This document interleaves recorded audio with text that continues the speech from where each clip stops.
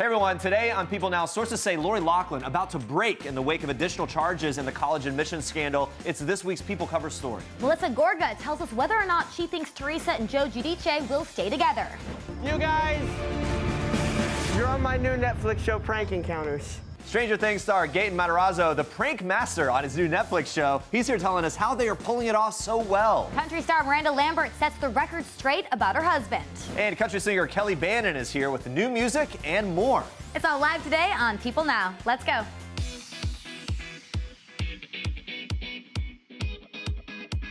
Woo, here we go. Happy Wednesday. Welcome to People Now. Woo. Doing it middle of the week, binge watchers everywhere talking about this crazy development. Netflix has decided to test out what is being called chipmunk mode, which would allow viewers to speed up shows so they can binge watch even faster, so you can crank through more content. Hollywood not really happy about the new feature or the proposal of it. We'll have more on that whole debate later on the show. Yeah, mixed reaction here, but in the meantime, we want to know, would you want the chance to binge faster, even if it means all the characters' voices turn to chipmunk because of the speed up? I don't know. Vote in our People poll. Send us your thoughts using the hashtag PeopleNow. By the way, don't judge so quickly. You might be surprised at what we discover a little bit later. See. We're going to check in on that a little later in the show. For now, here's what you need to know, what's trending for today.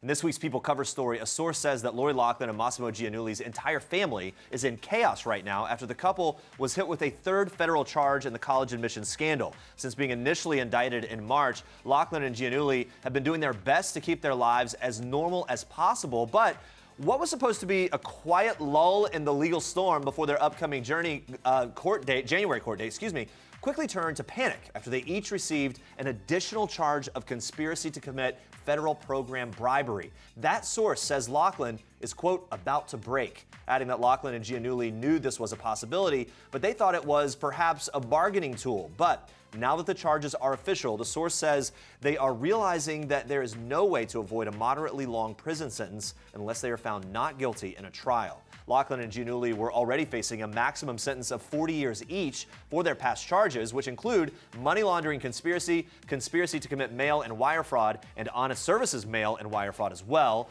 Now the maximum sentence is up to 45 years each. Loughlin allegedly paid $500,000 to an admissions consultant to falsely designate her daughters, Olivia Jade and Isabella Rose, as recruits to the USC crew team, even though neither participated in a sport. The source says Loughlin does regret not taking a plea deal, but that would imply guilt, and the source says she believes she's not a criminal mastermind, adding, quote, she just wanted what was best for her daughters. Well, a former federal prosecutor who is not involved in the case, Nima Rahmani, says that Loughlin's daughters are actually at risk or of being charged as well, or at minimum, called as a witness in a trial against their parents. The Loughlin source disagrees, saying if Lori had any indication that the girls were at risk, she'd want to plead guilty. So the latest question is, could their daughters face charges as well? We're diving more into that story later on in this show, so stay tuned for that. All right, Prince Harry and Meghan Markle, they are planning to take a break from royal duty to enjoy some family time.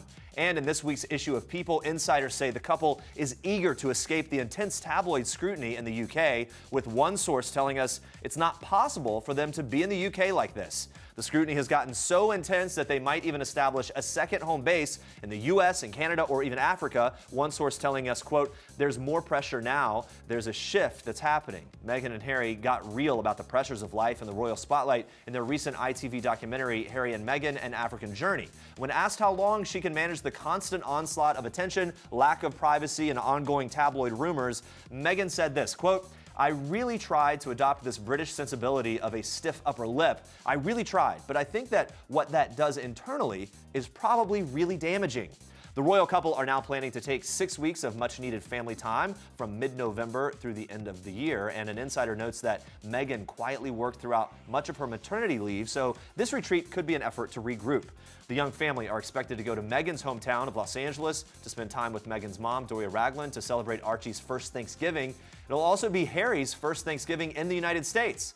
The source explaining that it will be nice for Harry and Meghan to be around people that love them and for Harry to understand Meghan's traditions. A source close to Meghan also adds that family is going to be very important for Meghan around the holidays. I love the idea of them just kind of bouncing around LA. We see them out and about. All right, Shay Mitchell might have just become a mom, but she is already fending off mommy shamers on social media. Mitchell uploaded a video to her Instagram story on Tuesday night addressing her followers who were shaming her for going out to celebrate Drake's 33rd birthday after giving birth. Watch. Really been checking my comments that often, but apparently people are really upset that I left 3 days after having a kid to go out and party. It wasn't 3 days, and I left her with Angel, so. One of the comments visible in her video read in part, Mother of the Year award right here, as if you seriously could leave your baby to go party. On October 20th, Mitchell announced that she and her boyfriend, Matt Babel, had welcomed a daughter with a sweet photo captioned, "Never letting go." 3 days after that announcement, she shared videos of herself dancing at Drake's birthday, which was why there was so much confusion. But in Tuesday's Instagram story, Shay went on to clarify that she didn't announce her daughter's birth on the same day that her daughter was born. The baby girl is the first child for Mitchell and Babel, who met through mutual friends and have been linked since January of 2017. The birth of her daughter proved to be challenging as Mitchell spent 33 hours in labor. She gave her fans a behind-the-scenes look at what went down in the delivery room in the final episode of her YouTube series documenting her pregnancy, calling it definitely the most intense experience of my life. She added, "Matt and I are parents, and I can't believe it. We thought pregnancy was a journey. I'm realizing we have just begun." Yeah. That is faux show.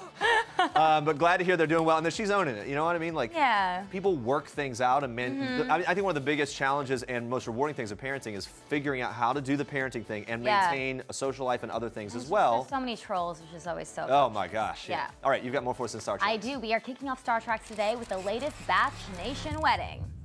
Country star Chris Lane and Bachelor alum Lauren Bushnell are married. Now, both of them predicted she would be the one crying at their Nashville wedding on October 25th, but Chris tells us it was actually him who broke down during their handwritten vows.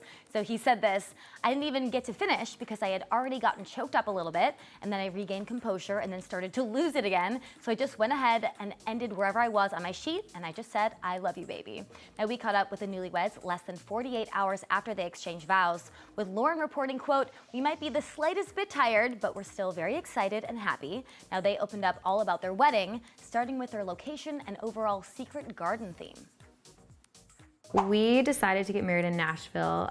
Chris is from North Carolina, I'm from Portland, Oregon, and Nashville is our home. So regardless, we had to pick somewhere that, we tried to pick somewhere that was kind of neutral territory. My style tends to be more simplistic, so I think that'll really translate into our wedding. I also really wanted to incorporate a lot of green. Like I said, Nashville is super green, and then I'm from Oregon, so that's kind of how I wanted to feel. I wanted it to almost feel like a garden, secret garden kind of feel, really romantic. Yeah, it's really beautiful. Tennessee Event Designs transformed the ceremony space into an intimate dining area for formal dinner to be served. The catered menu featured roast chicken, Parmesan risotto, and strawberry shortcake for dessert. Yum. And after toasts from their families, the couple stepped out for a very special first dance. Why don't we just dance to the song that I wrote for her? It's called Big, Big Plans. She don't know I got some big, big plans. When we were discussing first dance songs, I feel like that's like the ultimate song when it comes to when we think of a song that kind of encompasses our relationship. He wrote it and it was inspired by our relationship and it has such a special meaning to us, so I don't think we could really dance to anything else. I think it kind of has to be Big, Big Plans. I love it. After a night of dancing and celebrating, the couple decided to end their night on a delicious note. We contacted Shake Shack. We both love Shake Shack. So we're gonna have a food truck end of the night. So that's kind of gonna be like the surprise at the end of the night. Everyone gets burgers and fries. Oh yeah, I bet that's gonna be the biggest attraction of the evening. Yeah, Shake Shack's a really good idea, right? I would live by that truck the entire time. As soon as it pulled up, that'd be me the rest of the wedding. Yeah, reflecting on the whole wedding, Lauren told us, quote, "I don't think I stopped smiling once throughout the night, so it was an emotional night. I'm definitely emotional, but just in a different way. I thought I was going to be shedding tears left and right. I think I was just so overjoyed and so happy." Well, congrats to the happy couple. All right, now watch this. What? Jesus, where'd you come from? Well, what are you looking at? Probably a falcon. Oh, damn it. I think it just pooed in your eye. Yeah, I think so. It's good luck, What is? Getting pooed on by birds. I'm busy, you're weird. Goodbye. Meet your new favorite holiday movie. On Tuesday, I hit the red carpet premiere for Last Christmas and caught up with some of the stars. So there's a little theme of romance in the movie. So I asked Henry Golding how romantic his wife would say he is. On a scale of 1 to 10, I probably could do a little better. Can't we all? I'll push myself to like an 8. Okay. But it's probably realistically like a 7. Well, what's the most romantic thing you've ever done for your wife? Well, we used to do a long distance. So I was living in Singapore, she was in Tokyo in Japan, and I would literally come up for like 18 hours. It's like a 7.5-hour flight. I'd have like this little window just to see her, and we'd sort of have dinner, and that was it really. So effort goes a long way. Yeah, you're a 10. That's a 10. All right. There you go. It's a lot of effort. Now, on Tuesday, Henry posted a photo of him with his last Christmas co-star, Dame Emma Thompson, on Instagram. But what was the best part about working with her? He had a very sweet answer. I think just being able to reach out to Emma Thompson, bring her in, and just cuddle onto her shoulder whenever I want to. Like, if she's around, I would do that tonight. But no, she is like one of the most loving people. She literally would walk around set with cups of hot chocolate, food, and like forcibly put things into people's mouths. Eating. Like camera guys, lighting guys. She looks after everyone and makes sure everyone's like super cool. It's such a fun story. So, of course, when Emma stopped by, I had to get her take on why she loves being so caring around set. I enjoy connecting properly with the crew because they're the family at that time. Also, I feel kind of guilty about eating chocolate on my own. So I just get enough for everyone. And then I feel less responsible to my own gut. I just go, you know, I'm giving it to everyone. It's not just me. It's for everyone. Exactly. You know, so basically I'm a pusher. She's a pusher. Okay, but I'm not done with Henry yet. He also starred in the hit movie Crazy Rich Asians. Might have heard of it. We're all anxiously awaiting the sequel. Now, the whole cast has been pretty tight-lipped about it, but I had to get some sort of clue from Henry. Maybe the one thing he wants in the sequel. Equal amounts, if not more, of Gemma Chan. She's the best. Yeah. I can't wait for her story to unravel with Harry Shum Jr. Gemma's character Astrid is my favorite character in Crazy Rich Asians. All right, get more Gemma Chan there. All right, Last Christmas is directed by Paul Feig, who's directed a lot of badass women. He's even behind the all-female reboot of Ghostbusters. So I had a burning question for him. So I want to know, which movie or franchise do you think should get the all-female reboot next? Oh gosh, that's a tough one. There's so many good ones out there, and yet I could go for an all-female Godfather. I would enjoy that. You come into my house on the day my daughter's to be married, and you ask me to do murder. Money. That's not heresy, right? I'm not going to get in trouble for the internet. Who would you cast? I don't know. Gosh, I mean. Melissa McCarthy for sure. Well, there you go. Yeah. She'd be dangerous. Yeah, exactly. I wouldn't mess with her. Putting it out in the universe. All right, last but not least, guess who else was on the carpet? Real Housewives of New Jersey star Melissa Gorga. Okay, so there's a lot of drama going on with her sister-in-law, Theresa Caputo. Theresa just had that bombshell interview with Andy Cohen, where she and her husband Joe talked about their future. Now, Melissa gave me the scoop on how Theresa is doing right now. I think she's stressed out. She's stressed out. It's a lot. It was a lot to rewatch back. It's one thing when you film something and then you go watch it back and see how it looks when it comes together. I know she was stressed out about it, but she's doing good. She's doing good. I think that the whole family is so happy that he's out of that awful place. It's bittersweet. There's nothing else to say other than like everyone's so happy he's home, but unhappy that he's not home. Yeah, and there's a lot of question of if they're going to stay together. Do you think that they are? I mean, at this point, time will tell. It's not looking that way to me. And there's been news of maybe she has a new boyfriend. What do you know about that? I don't know. I mean, this comes along with the territory of being on TV. If you're walking around with somebody, you're dating them. So it's like, that's not fair, you know? So I think one thing at a time. I think she's really trying to figure out what to do with her marriage right now. And she's going to see Joe very soon, and I'm sure they'll figure it out. Wow, very revealing stuff from Melissa Gorga there about Theresa. All right, Last Christmas hits theaters November 8th. All right, now moving on to this. Ellen got one over on Halsey. In an episode of the Ellen DeGeneres show airing today, Ellen got the singer to reveal her new relationship status with actor Evan Peters as the two talked about her Halloween plans. That's when Ellen gave Halsey quite the scare. What were you this year? Oh, well, I really wanted to do something really glamorous and feminine. You know, I like flowers and pink and stuff like that. So I went as Marilyn Manson. Uh-huh. Yeah. Uh-huh. That's fantastic. Thanks. I did it myself. Wow, you did that yourself? I did, yeah. That's incredible. Oh, then there's that one. Then you were also Cher. I was Cher. Yeah, and who's Sonny? It's Evan Peters. That's fantastic. That's it. And so you changed. You had 2 different outfits for one.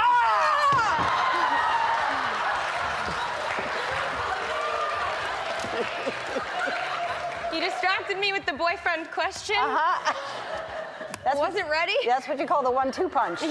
Yeah. Yeah, I don't know what's scarier though, is having to talk about my boyfriend on TV or having that happen. Right. That was Well, it was a double whammy. two scary things. It was a double whammy. Okay. All right. Well, we just wanted to scare you.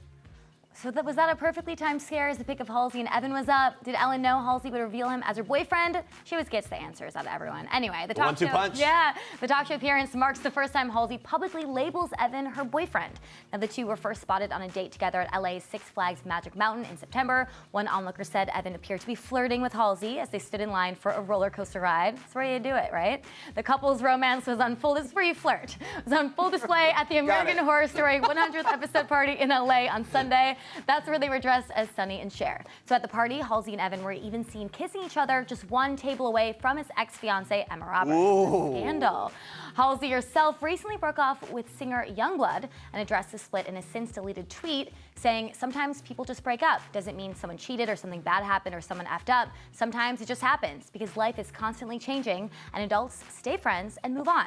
After Halsey's big scare, Ellen deemed the prank probably one of the best scares we've done, and Halsey replied, saying, you have the best job in the world. I agree with that. Those are your Star Tracks for today. All right, stay with us. Kevin Hart shares an update about his recovery after that horrific car crash back in September. We have the details on how he's doing today. Plus, Stranger Things. Gaten Matarazzo has a new gig involving some epic pranks. We can't wait to talk to him about that and so much more. Stick around.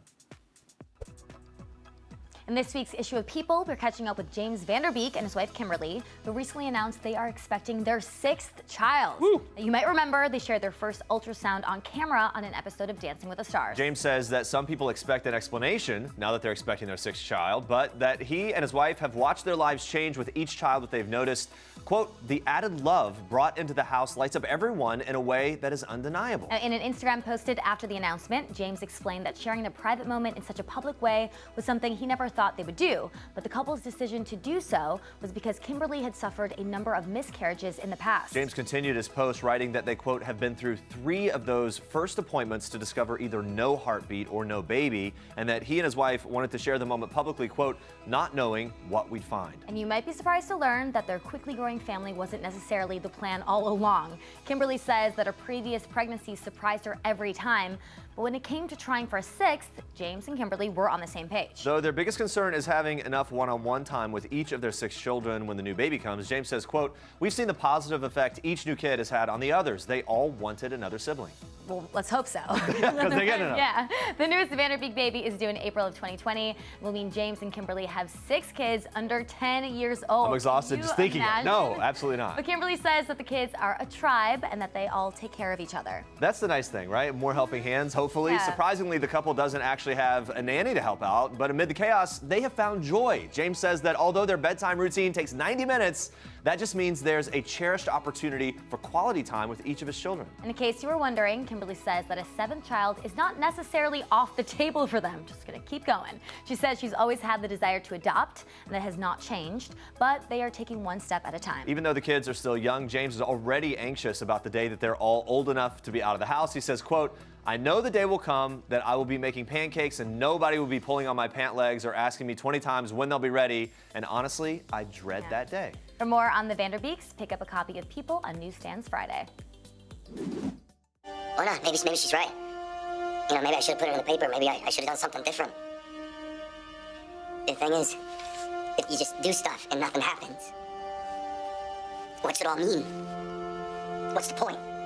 No, guys, that is not an error on our end. That's a feature that could be coming to a screen near you. Yeah, Hollywood filmmakers are not so happy with Netflix right now. The streaming service is offering a new feature which could potentially allow users to binge content at double speed. They're calling it chipmunk mode. Director and actors not having it. The chipmunk community pretty upset too.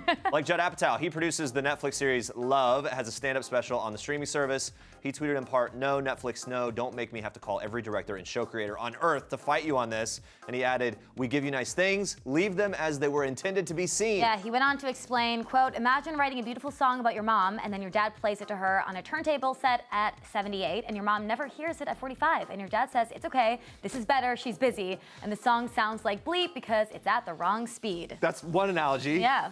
Another one of our favorite shows to binge watch, Breaking Bad. Of course, one of that show's stars, Aaron Paul, also tweeting in part, there is no way Netflix will move forward with this. That would mean they are completely taking control of everyone else's art and destroying it. Netflix is far better than that. Am I right, Netflix? Yeah, then a few minutes later, he clarified, I'm honestly praising Netflix as a company, going on to add, this simply cannot be true. That is all. No way will they destroy the art they have on their platform, plain and simple. The Chipmunk feature is available on YouTube. Netflix is selectively trying out the feature on Android mobile phones. Yes, we prepared some more to show you what it would sound like. Let's see the first one. I love you. You complete me. Look, just shut up. Just shut up. You had me at hello. Jerry Maguire. Actually, maybe they're winning me over with this. No, what? Suddenly it's a comedy? No, That's hilarious. I don't like That's this one. hilarious. This is ruining everything. I don't know. Let's try Scream's infamous opening scene here. Favorite scary movie? I don't know. You have to have a favorite. What comes to mind? Halloween. You know, the one with the guy in the white mask who walks around and stalks babysitters? Yeah. What's yours? Guess. Nightmare on Elm Street. Is that the one where the guy had knives for fingers? Yeah, Freddy Krueger. Freddy, that's right. I like that movie. It was scary. Well, the first one was, but the rest sucked. So, you got a boyfriend? Why? You want to ask me out on a date? Maybe. Do you have a boyfriend? No. You never told me your name. Why do you want to know my name? I want to know who I'm looking at. What did you say? Okay, maybe it's kind of funny. I'm telling you, this is like a new party feature or something, right? With the right group, this is hilarious. All right, because Halloween's tomorrow, how about some showgirls? Here we go. Where are you from? Back east. From where back east? Different places. I mean, I'm 50-50 on it, but I can see why actors would not be happy about it. And filmmakers as well, of course. Yeah, showrunners, well, yeah. Netflix released a statement saying that they are defending the test, with Vice President Keela Robinson writing in a blog post, this last test has generated a fair amount of feedback, both for and against. This is a mobile-only test and gives people the ability to vary the speed at which they want which they watch on phones or tablets. It's a feature that has long been available on DVD players and has been frequently requested by our members. Robinson adds, we've been sensitive to creator concerns and haven't included bigger screens, in particular TVs, in this test. We have no plans to roll any of these tests out in the short term, and whether we introduce these features for everyone at some point will depend on the feedback we receive. Yeah, and we've been asking you in our People poll whether you want to binge faster with the new Chipmunk mode. Let's take a look at what you're saying. I don't know. Yeah, No, a lot of what people did you don't say? like it. Right? Don't blame them, of course. Keep voting though, guys. We'll see what you say by the end of the show. But now we're going to move on to something else. Watch this. Guys! Guys! Let's run! Don't come close to the car! I know what's happening! I know what's happening, okay? Who's that? Move the car! Move the van! You're fine. Trust me, you're fine. I can explain everything. You guys, you're on my new Netflix show, Prank Encounters. Is this the kid from Stranger Things? This is a prank. Justin from Stranger Things has got some jokes here. Gaten Matarazzo is delivering some hilarious pranks in his new show, Prank Encounters on Netflix, and he is here now. Hello, Gaten. How's it going? Doing very well. How are you So guys? good to see you. We're so good. This is such a fun show. Before we Thank get to you. that, we love your shoes. Thank Can you you. pop them up on the table here so we can see them? I'm not gonna Look at touch it. There we the camera. go. I'm I don't know if you can supposed see to. these guys. I'm sorry to put you on the spot here, What? but I you're know. telling us a story. They're not. different colors. Two different colors. It's two different pairs of shoes, and a friend of mine has the other two. It's like the best friend shoes. It's the best friend shoes. And the best friend That's is. such a cool Lulu, idea. Yeah, her name's Lulu. She's out in LA. Oh my gosh. So you're always connected. Always connected, always there. I don't know if she's wearing them right now. She might be. I You know can we probably both wear feel them it a lot. if she is, right? Like, Yeah, there's a actually, what's feeling. funny is I had the original. This isn't the original pair. I had the original pair, and then I was kayaking on a lake, and my cousin tipped me in the boat, and then I went like waist deep in like poop and mud. And it wasn't a good river. What kind of lake? It was, What kind of like, lake it was like was a, it? it was like Just a a river. sewage pond? It was like a river like near Detroit. It was Okay. like. Oh no. Oh yeah, it was awful. I was like waist deep and like got it, and they still smell. Oh wow. So I got. She sent like 2 new pairs, and so like You just swapped them again, yeah. Yeah, I swapped them again. But these are the clean pair. We don't smell anything. No, They seem don't fresh smell and like, fine. They don't smell like the Grand River. Yeah, there you go. All right, well, let's talk about the show. Okay, cool. You're doing all these pranks. Yeah. When you aren't in the van, you kind of get out there, so you're sort of involved to some degree. How do you keep a straight face and kind of stay committed to it? Do you go somewhere mentally? I mean, you are an actor, it turns out. Sure. Maybe this is like not hard. The thing is, for the majority of the time, I am in the van, and I'm just watching everything on the screens and on Okay. the monitors with the hidden cameras. Do you get nervous? Like, oh Very my much gosh, it's so, not gonna work. seriously. And the pranks, like, after all of them being set up, everything happening, and trying to set everything up. They come to like 2.5, 3 hours sometimes. Like, sometimes they take forever. And like you have rehearsal, you have to like make sure like we'll have like crew members like pretend to be the marks for like the rehearsal process before, so we can just go through them and see how it's going to go. Of course, you never know how it is going to go. There's a lot of improv involved, and there's a lot of risk and crossing your fingers. Which makes it fun, right? Which makes it so much fun. And then when you see it all work out in the end, it's like so satisfying. And actually, I've never been on a set where like after like we finish everything and I go home, I'm like, that was a good day. Like that was a really good day. And like that's great. There were some like we got real nervous about. Yeah, that's awesome though. I mean, It's fun. prank shows are so much fun. You have Punk'd and Practical Yeah. Jokers. What makes this one different? How does it stand out from the rest? Well, this one specializes in getting two people. Well, it's very horror based. It's very fitting for Halloween. It's a lot scarier than the other ones, and it focuses on getting two people into a very big elaborate prank and seeing how they work together in a prank where all the actors involved are supposed to be as incompetent as possible. So we got to see how they're gonna stand out. Yeah, it's funny. I love that. We got to see how they're gonna stand out and how they're going to interact with each other to see how they can get out of the situation. Because there's nothing more frustrating than someone that's just incompetent. No. It's awful. Yeah. You know what's interesting though, on a show like this, like the production value is really great. The lighting's great. The shots look good, the audio, all of it, to the point where, you know, the savvy audience is like, wait a second, is this real or not? That's why I get scared. It's like, because you gotta have like, they're in the car, like we gotta have like the lights in the car on because like you gotta see their faces. Yeah. So we're like, I hope they don't ask about the lights. What's your message to those Twitter fans who are a little skeptical, like, wait a second, is this real or not? So am I. What, you're skeptical too? Part of me thinks it's like a whole elaborate thing where I'm just being pranked. Like they're all in on it? I'm so scared, like everybody's in on it. Like you guys are in on this. And I'm like, just Even this right now. This right now is part of it. I'll be waiting on my check from Netflix. We pray and pray that like people don't catch on to like the little things. And sometimes they'll like point that out and they'll be like, I don't know. Let's have to keep on going and hope. Yeah. I guess with everything going on, I guess the little things you hope they don't really pay attention to. Yeah. So that's always the risk and that's always the fear, and you're always scared like they're gonna see the cameras and the mirrors and like they're gonna like look and Your like, paranoia levels are just through yeah, the it's through roof. especially when I was like, I'm involved specifically. I'm playing myself in one of the pranks, and so I'm with the Mark that we were with the entire time of the prank, and it was the scariest thing I've ever gotten to do because like I felt at times I was like, we're losing her, like And like you were gonna blow him, and I was, right? Like, yeah, oh gosh, I was scared because it was all on me because like Yeah. I was the one like interacting with her the whole time. It's so It was very fun stressful. though. Very fun. Yeah. So Were much you a big fun. prankster growing up? You have two siblings, I right? do have two siblings. I guess the majority of the pranks just stemmed from like hiding behind the door and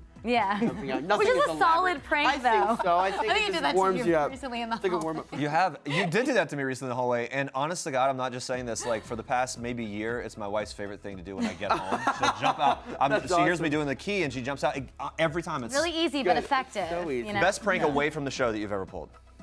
Best prank away from the show. And maybe it is that one. Ever Is it the pulled. door thing. No, it's not the. I just recently. It's not really necessarily a prank. I just messed with my brother a little bit, but I drive him home from school because I have my license and he doesn't. He's my younger brother, and I usually get to because my class is closer to the parking lot than his class is. It's in the back of the school at the end of the day, so I get to my car before he gets to the car. And so when he's walking down the parking lot, I'm in the car, and then I started the car. I just drove out of the parking lot while he was still getting to the car.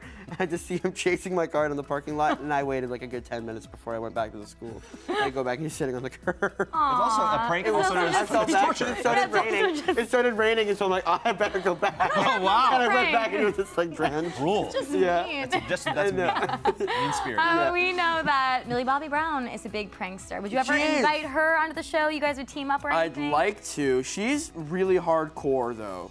Oh, Like, yeah? Her and Noah did a prank. I don't know if like you guys know about this, but they did a prank on set. I believe it was season 2 of Stranger Things, where they convinced one of the crew members that they were not going to be able to use their wedding venue.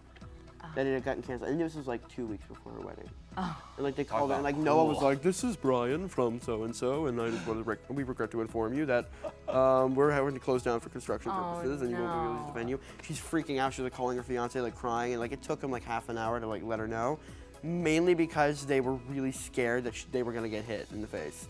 Oh my gosh, that is awful. a good prank. It's Wow. really mean, but it's really prank good. to like when you're not But when you find out that it's not real, you get so happy. So that's why I'm always a fan of it. Yeah, it's like, again, like it always sets up. It's Either like, that I or always ruins worry- friendships forever. Yeah, I always So- worry that like after the prank, they're like, "You're awful," and I'm like, because for some of them, like it's all like really fun, like everyone was laughing and stuff. But for some of them, I was like, "I'm so sorry." Well, and people, it's like it's you, and people And know it's your Stranger job. Things, I and know it's my job, fun. yeah. Let's talk about this, Stranger Things. We know you can't say anything ever about season 4. I know nothing about season 4. You guys, well, we heard it might not necessarily be in Hawkins.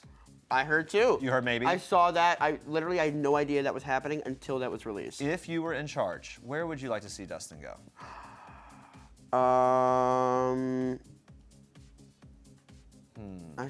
If I were to, where do I want to see him go? If it were just your I honestly, I think it'd be right? really funny if like he was not involved in the story at all, and it just kept cutting to him at Disney World for the week.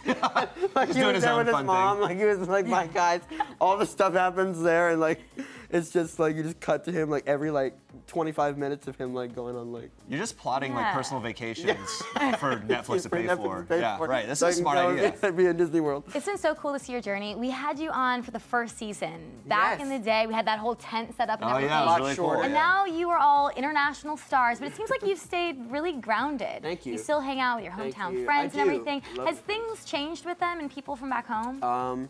Not really back at home. That's what I love, is that at home it still feels like home, it still is home, and everybody there still loves and respects me just as much as they did beforehand. And what's really funny, it's not as if my friends necessarily ignore the fact that I'm an actor. They honestly mess with me about it, and they keep me grounded. They just push my buttons a little bit. It's Like, how do they do that? We have to. Like, we'll be talking, we'll be, like, debating about something, and then, like, and then I'll add it, and they're like, "Shut up, you're on a TV show." I'm like, and it's like, it's a good way to, like, just be like, "Shut up." I'm like, okay, Yeah. I'll just, like, sit back. Your role here is to remain silent in this friend group. You can be here. You can be quiet. here, just don't talk. And by the way, we hear you've got a girlfriend, right? I do have a girlfriend. So this is happening. Yeah, this is It's a happening. thing. Yeah, Congratulations. it's a thing. Year and a half? Year and a half. This is serious, my friend. Is it? Cool. Yeah, no, time-wise, very serious. Yeah. You've got a lot going on in your career. I would imagine distance is a factor. Sure. How do you manage that? Away. FaceTime. It's pretty easy nowadays, I guess. Like it's you have to like write letters and like send. Yeah. You can just like call. Yeah. Text And stuff. see each other. But you can see each other on Yeah. FaceTime and stuff, so that's easier. Do I you mean, prank her? I did prank her once. I was actually filming prank encounters, and I was able to go. We had a big break. It was like we finished right. Either we had a break or like we finished right before Christmas break. And so I got to go home like earlier than I wanted to. Like it was like a weekend or something. And I told her that I wasn't gonna be able to make it home for the weekend, that she thought I was coming home. And that was like 2 weeks in advance. And it's like she was really upset and stuff. But and then I pretended that I was on set and that I couldn't have my phone on me, but I was really just on a plane. And I was going home. And I went in her house. Her mom knew I was there. I went in her house. I was in her living room, and she was cleaning her room and going back from the bathroom to her room. And she could have, if she looked in the living room, she could have seen me sitting on the chair. But it took like 10 minutes. She was like walking. It's like, okay, maybe I need to make It's myself like, more maybe I should- present maybe I here. should just like be like hi. Yeah, but that. Oh, that's great. And it was fun. That's a really that was a sweet nice prank. one. It was a Yeah, I feel like no one's gonna ever trust you again. No, that's true. That is true. No, but it's really fun. Gaten, thank you so much Thank for you very stopping much. by. Yeah, good to talk to you, man. And It's great everyone, be talking sure to to you check guys. out Prank Encounter streaming on Netflix now. I'm really happy. I mean, I'm a Scorpio, so my moods change with the weather, but I feel like overall I'm really in a great place. Miranda Lambert has a lot of new in her life. A new husband, a new tattoo, and a new album out Friday called Wild Card. In this week's issue of People, Miranda says the album is more upbeat than what she's done in the past, explaining, quote, "I definitely celebrated joy a lot more than I have before." And she adds that it symbolizes the strength of getting through life's obstacles. She was also inspired by the backdrop of New York City and shares how the vibe of NYC impacted her artistic process. New York City has this creative energy that's all around you all the time when you're here, if you're open to it.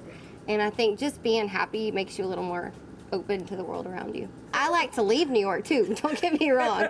It's great for about 3 days. It's an interesting place, but it's not a full-time place for me. It's not somewhere that I could just be all the time, but I definitely can come in and get spurts of like 2, 3, 4 days of energy and creativity, and then go back to the farm. Now, inspiration for Wildcard isn't the only thing Miranda found in the Big Apple. It's also where she met her husband, Brendan Loughlin. So the two married in January, 3 months after meeting outside of Good Morning America, where he was on duty as a New York police officer. Yeah, the move shocked many fans, drew some skepticism, but here's what Miranda had to say about their quick union. Quote, "I feel like I've been through enough in my life to know what I don't want, so when I know what I do want, I snatch it right up."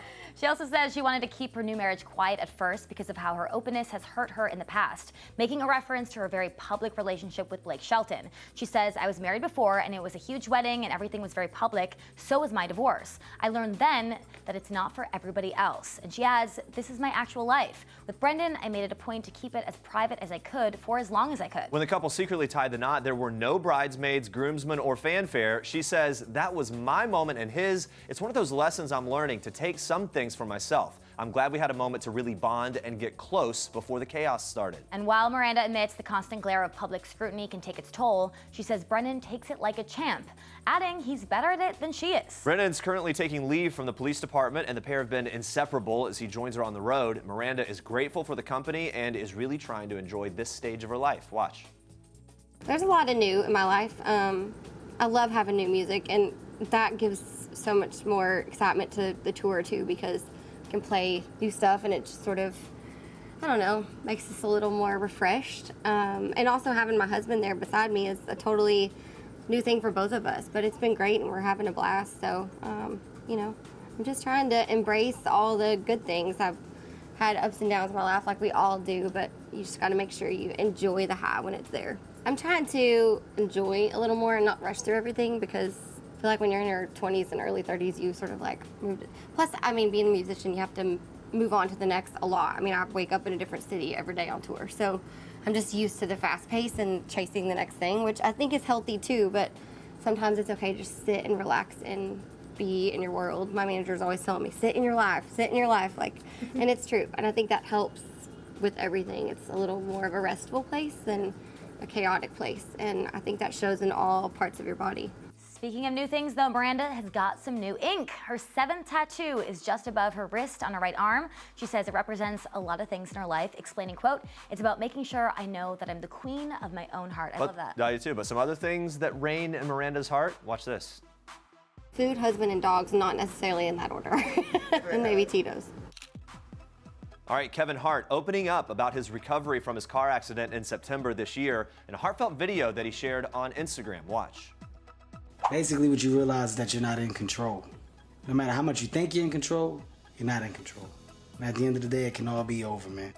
Late Tuesday night, he shared this video to Instagram documenting the grueling recovery process that he's been undergoing following the accident. In the video, he talks about not taking any day for granted anymore because, quote, "Tomorrow is not promised." The footage, seemingly shot over the series of weeks, shows hospital nurses helping Hart stand for the first time with the aid of a walker. In the video, we see that those first steps slowly later became physical therapy sessions, eventually full-blown workouts with a smiling, laughing Kevin Hart appearing stronger than ever. Yeah, throughout the video, Hart shared valuable reflections about life. He goes on to talk about how sometimes some of the craziest things that happen to you end up being the things that you needed the most, explaining that in this case, God was telling him to slow down because he was moving too fast. The comedian went on to say in the video that his appreciation for life is through the roof, and Hart also expressed gratitude for the people in his life in the video, including his family, his friends, and of course his fans. On September 1st, Hart was a passenger in his 1970 Plymouth Barracuda when the driver, friend and producer Jared Black, lost control and crashed through wooden fencing just before 1 a.m. local time on a highway in Malibu. At the time, TMZ reported that the Blue Barracuda crashed about 10 feet off the road and into a ditch, leaving Black and the comedian with major back injuries. Of course, we're glad to see that he's doing well.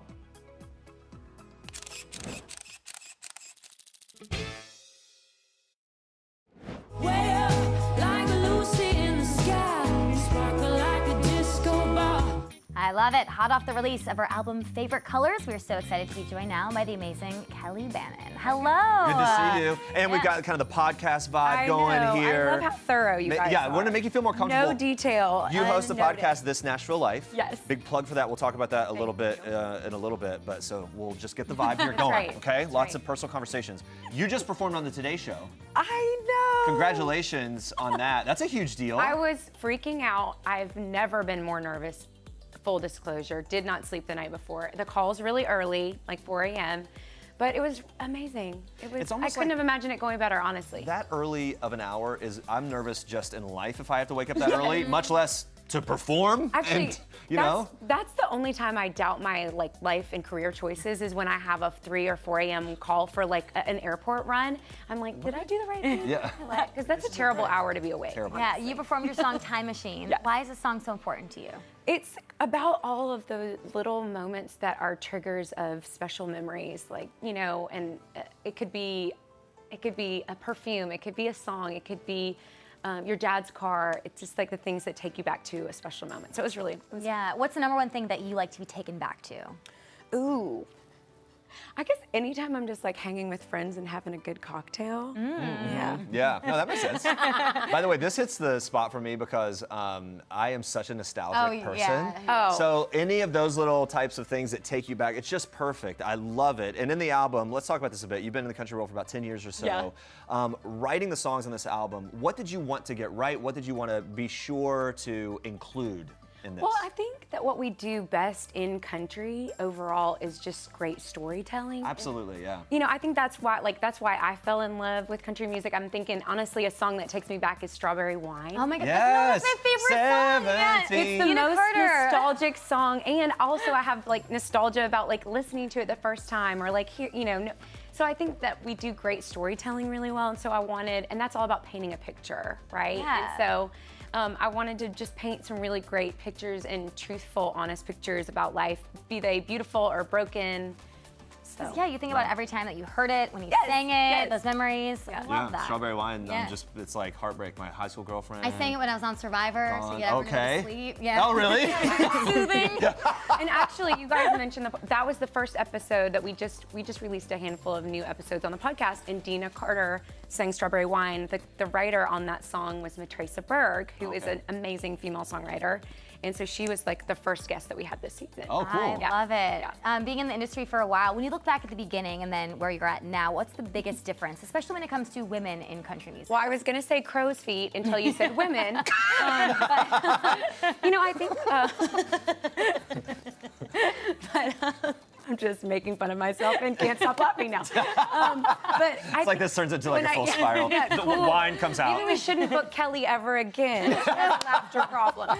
But when I first started out, I think people talked about, it's actually really hard to get women on the radio. It's, my record label would say that. It's really hard to get women on the radio. And I think I thought, that's okay. I'll be the exception. Which honestly, as a 20-something, I think you can feel like it's okay that an entire gender would be an exception to the rule. Now I'm just that's not good enough. Mm-hmm. I don't want to be an exception. I don't want my friends to be an exception. I don't want Maren Morris to be an exception to the rule.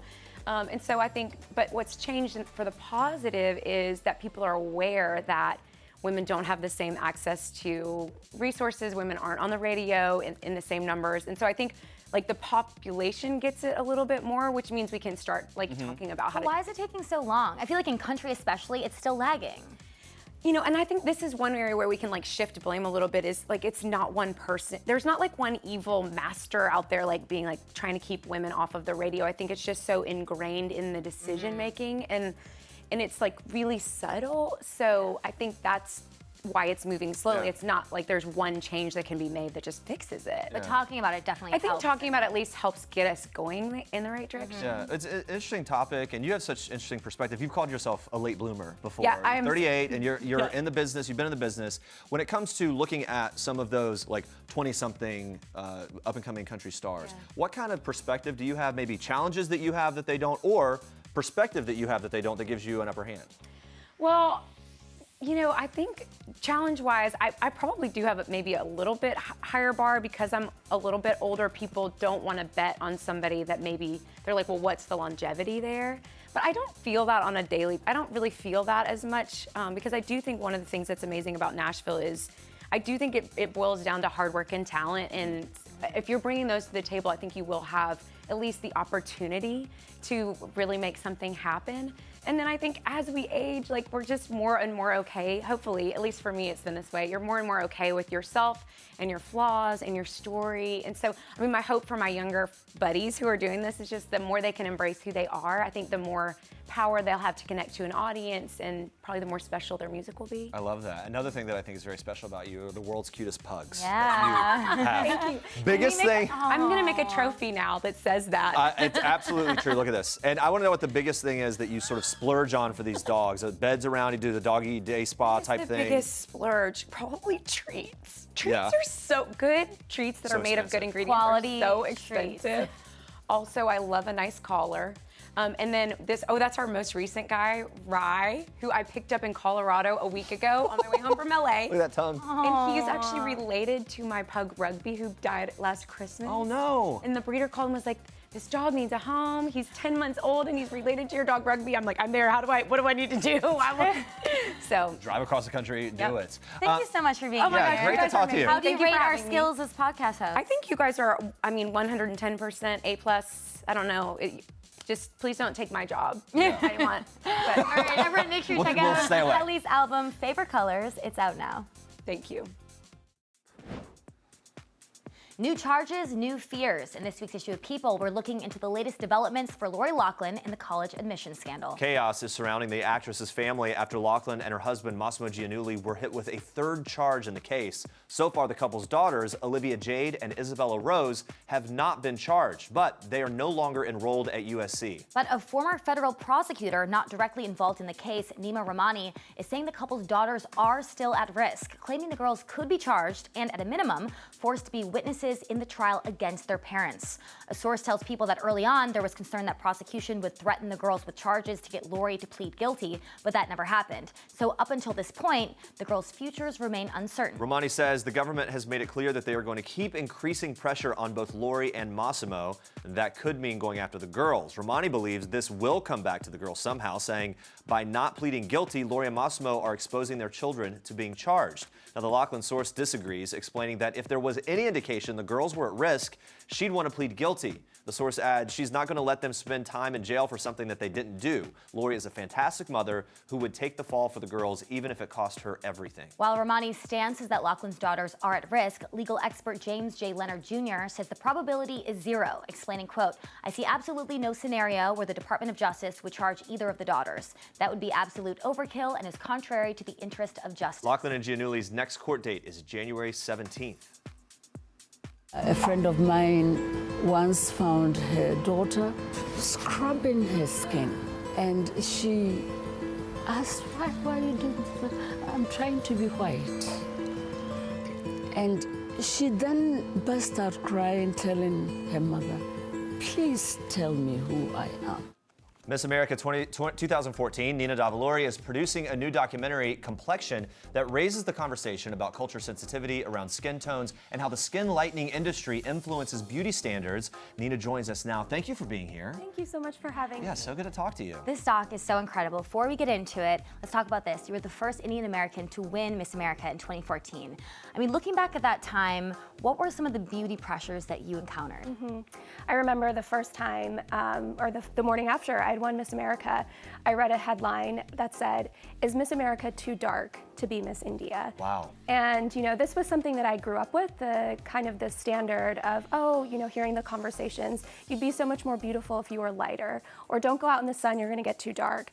I was dating my college boyfriend at the time. He said, oh, if my mother meets you, she's gonna probably think that you're too dark. And so this stereotype is something that I grew up with, and to see it after, you know, I'd accomplished, a dream of mine, one of my dreams, I said enough is enough. You know, this is a global conversation that I recognized.